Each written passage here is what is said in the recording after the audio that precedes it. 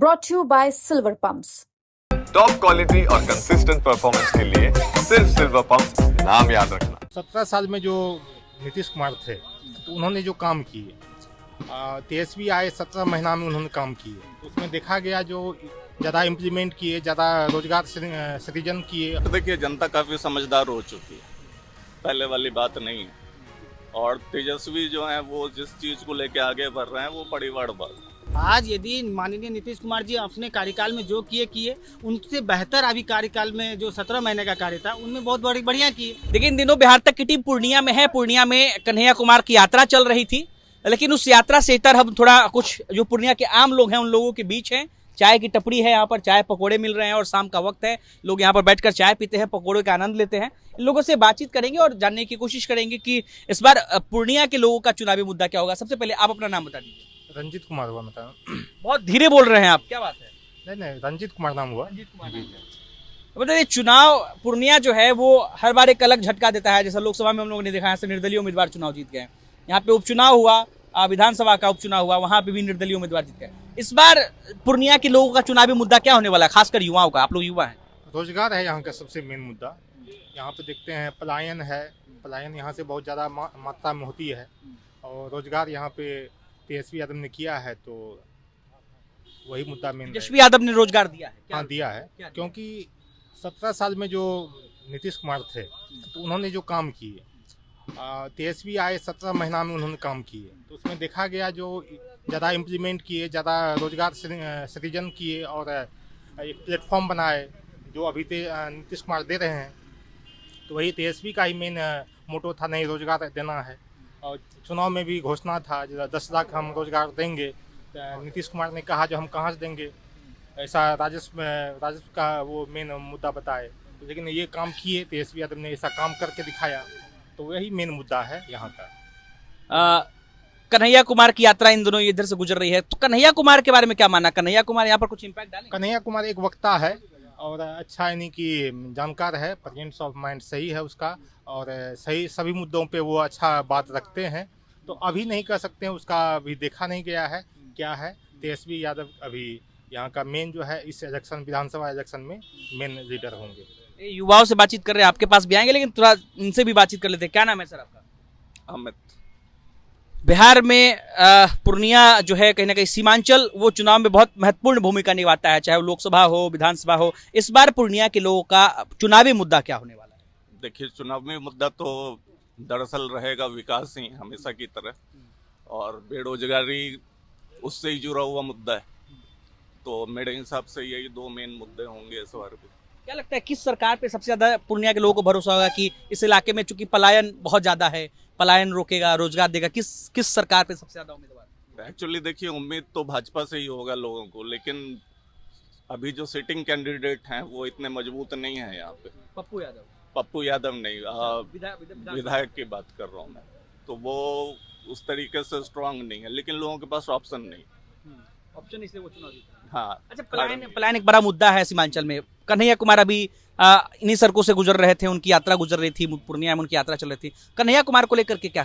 कन्हैया कुमार का ज्यादा इम्पैक्ट नहीं आएगा चुनाव में। अभी आपने देखा सामने, जैसे मैंने पहले भी बताया आपको, उनकी रैली में आप लोगों की उपस्थिति देख के समझ रहे होंगे क्या इम्पैक्ट होना है। इतना हमारे यहाँ के लोकल जो नेता होते हैं, इससे ज्यादा भीड़ उनकी रैलियों में आ जाती है। कन्हैया कुमार से ज्यादा भीड़ लोकल नेताओं की? बिल्कुल बिल्कुल, आप लोगों से पूछिए। अभी जो वो जितने लोगों को लेके गए, तो देखिए बात करना एक अलग बात है, और जमीनी स्तर पे काम करना वो प्रैक्टिकल है। थ्योरी और प्रैक्टिकल का फर्क है, यहाँ पे ज्यादा इम्पैक्ट नहीं आने वाला। तेजस्वी यादव इम्पैक्ट करेंगे? बिल्कुल नहीं। क्यों? मतलब तेजस्वी कन्हैया कोई इम्पैक्ट नहीं करेंगे? कोई नहीं करेंगे। इनफैक्ट देखिए जनता काफी समझदार हो चुकी है, पहले वाली बात नहीं है। और तेजस्वी जो है वो जिस चीज को लेके आगे बढ़ रहे हैं वो बड़ी बड़ बात है। आप अगर देखें स्टार्टिंग से उनके रोजगार का दावा करते हैं, वो जो भी करते हो, लेकिन कर को कुछ नहीं पा रहे हैं ना, चक्कर ये है। तो इसलिए मुझे नहीं लगता कि निका असर रहेगा। अभी जब 17 महीने तक महागठबंधन की सरकार रही तो उन्होंने खूब इस चीज को बुनाया कि 17 महीने में हमने खूब रोजगार दिया। कहाँ पे दिया? आप ही बताएं कहाँ दिया? वो कहते हैं कई सारे शिक्षकों की बहाली करवाई, शिक्षकों की बहाली करवाई। शिक्षक की बहाली तो पहले से भी हो रही थी, कुछ नया तो नहीं किया उन्होंने। कुछ नया किया तो आप ही बताएं। तेजस्वी से रोजगार बिहार को नहीं? नहीं, उनके थ्रू नहीं होना है कुछ भी। उनका वो जब भी विकास करेंगे खुद का और खुद के परिवार का करेंगे, पब्लिक का नहीं करेंगे। तेजस्वी जब भी विकास करेंगे खुद का और खुद के परिवार का, हमारे साथ कुछ और युवा उनसे बातचीत करेंगे। तेजस्वी जब भी विकास करेंगे खुद का और खुद के परिवार का, ताल्लुक रखते इस बात से आप? तेजस्वी के परिवार में अब तो कोई है नहीं। क्या नाम है? तेजस्वी, नाम पहले बता दीजिए। मेरा नाम सुमित कुमार हुआ। और इस तरह से जो एनालिसिस किया जा रहा है, देखिए यदि किसी एग्ज़ाम में कंपटीशन नहीं रहेगा तो फिल्टर्ड होने का चांस ही नहीं है। पहले नियोजित शिक्षक रहते थे, उनका टाइम टेबल शेड्यूल नहीं था, और पहले क्या था, प्रक्रिया, चयनित प्रक्रिया जो थी माननीय नीतीश कुमार जी के टाइम में, जो भी आ रहे थे जिस तरह से आ रहे थे उनको लेके जाया जा रहा है। और तेजस्वी यादव के आने के बाद जो है बीपीएससी के द्वारा फिल्टर्ड किया गया।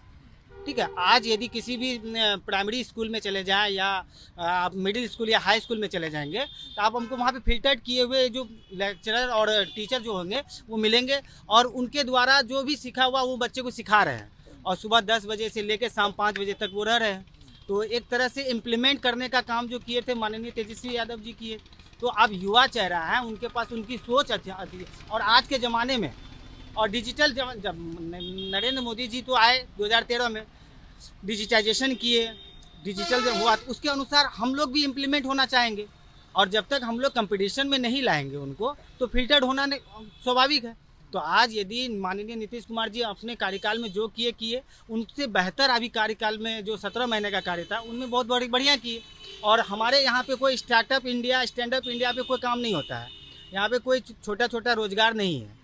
इस बार क्या चुनावी मुद्दा क्या होगा पूर्णिया का? मुद्दा यही रहेगा कि माननीय नीतीश कुमार, तेजस्वी यादव को इस बार 5 साल के लिए दिया जाएगा, क्योंकि एक युवा चेहरा है और उनका जो कथनी है और करनी में वो जो बोले वो करके दिखाएं, तो जिससे हमने उनको ही। कन्हैया कुमार की भी यात्रा यहाँ से गुजर रही थी, कन्हैया कुमार कितना इम्पैक्ट डालेंगे पूर्णिया में? कन्हैया कुमार एक अच्छा वक्ता भी है और सेंट्रल को रिप्रेजेंट करते हैं, एक कांग्रेस को रिप्रेजेंट करते हैं, एक प्रवक्ता है, और बहुत बढ़िया सूझबूझ के जो भी बोलना है, जो आज के ज़माने को चाहिए उनके ऊपर खड़े उतरते हैं, हर वो छोटी छोटी बातों को लेके वो आगे बढ़ते हैं। चलिए, तो देखिए हमारे साथ कुछ लोग थे, बाकी कुछ लोग और हैं, एक आधा लोग और हम लोगों की भी प्रतिक्रिया ले लेनी चाहिए। क्या नाम है आपका? प्रदीप कुमार राय। हाँ, प्रदीप कुमार जी, क्या इस बार चुनावी मुद्दा क्या होगा पूर्णिया का? चुनावी मुद्दा यही होगा कि लोग पूर्णिया से बाहर नहीं जाए काम करने, यहीं कोई माने खुला जाए, रोजगार का साधन, हाँ, यहाँ साधन हो। क्या लगता है किससे उम्मीद है कि कौन सरकार ये कर सकता है आप लोग के लिए? अभी तो फिलहाल में तो कोई नहीं कर रहा, अब जो आएगा वही करेगा। चलिए, तो देखिए यहाँ पे कुछ लोग थे, उन लोगों से बातचीत करने की कोशिश थी पूर्णिया के स्थानीय लोगों से कि इन लोगों का क्या सोचना है, चुनाव को लेकर के इनका क्या मुद्दा होगा, तेजस्वी, कन्हैया, इनके लिए बेहतर विकल्प कौन है। इन लोगों ने बताया है, आपने सुना है। अनिकेत कुमार, बिहार तक, पटना।